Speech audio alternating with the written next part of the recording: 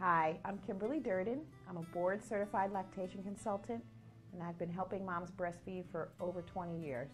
What is breast engorgement, and is it normal? Breast engorgement is when the breasts get filled not only with milk, but with blood and lymph fluids, which cause swelling in the breast and make it difficult for the baby to latch on, and also causes a lot of discomfort for mom.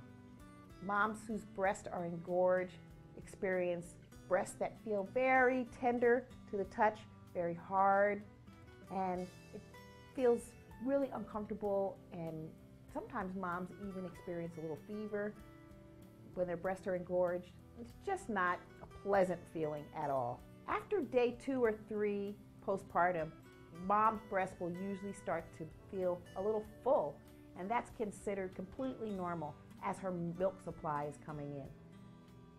But breast engorgement is actually swelling of the breast, and it happens when moms aren't breastfeeding frequently enough.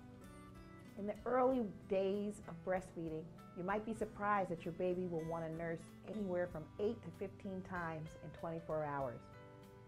Sometimes moms nurse less than 8 times, and in that situation, the breasts get really full, engorged, again, not only with breast milk, but also with blood and lymph fluids.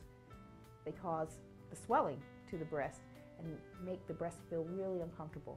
So in order to avoid breast engorgement, from day 1 that your baby is born, you want to nurse frequently, keeping in mind that little babies nurse a lot. Their stomachs are really small. Their stomachs are about the size of their fist.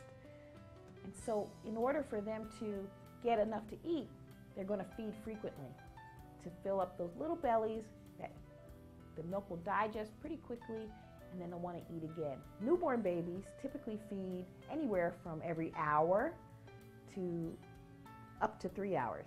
So anywhere from 1 hour to 3 hours in between feedings is normal for a breastfed baby. And they'll need to feed frequently in order for the breast to stay soft and also to make sure that the baby gets enough to eat. Avoiding breast engorgement is as simple as feeding your baby frequently. Newborn babies like to feed a lot, and they need to feed quite often, anywhere from 1 to 3 hours in between each breastfeeding. Newborn babies are going to need to feed 8 to 15 times in 24 hours. If you're feeding your baby less than 8 times in 24 hours, you might find yourself getting engorged. One of the ways that we can deal with engorgement, if it happens to you, is by using hot compresses or cold compresses. So if your breasts are engorged but milk is leaking from the breast, then try using a hot compress on your breast, such as a hot wet washcloth, heating pad, or even taking a hot shower before you breastfeed your baby will help reduce the engorgement, release some milk, and soften up your breast so that your baby can latch on and nurse. If your breasts are feeling very engorged, but milk is not leaking from your breast, you might want to start trying with some cold compresses to help reduce swelling. A frozen bag of vegetables makes a great cold compress, or a bag of ice, or a cold wet washcloth on the breast can help reduce the swelling, which is adding to the problem of engorgement. Ibuprofen or acetaminophen will help reduce the swelling and the discomfort of breast engorgement. Really important to breastfeed your baby frequently in order to avoid breast engorgement. Some babies find it really hard to latch onto a breast that's engorged. The breast is so full and firm that the baby can't get on and really compress the breast tissue like they need to draw out the milk.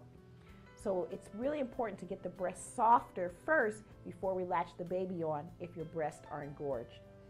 That might mean using hot compresses, cold compresses, or even using a breast pump for a couple of minutes just to release some milk so that the breast feels softer and the baby can better latch on to the breast. You might even want to use a breast pump to release some milk so that the breast will become softer and baby can better attach to the breast and draw out the breast milk.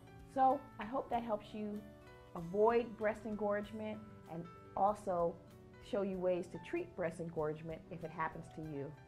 Thanks for watching.